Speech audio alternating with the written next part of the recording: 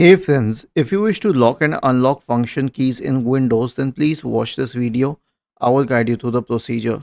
So here's the thing, I'll show it on the on-screen keyboard. Okay, you can use it on the physical keyboard as well. I'll tell you how I opened the on-screen keyboard.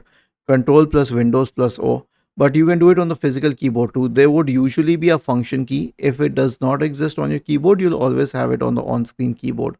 If you click on this key, the function keys will be activated. If you click on it once again, they will be locked.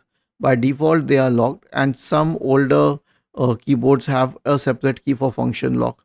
The newer keyboards simply use the function key, and in many cases, you can use the key in tandem with the associated number so that you could access it. Otherwise, it will remain locked by default. Was this helpful? If yes, then please subscribe to the channel. If not, then let us know in the comment section of the video on how we could help you further. Thank you for watching this video and have a nice day.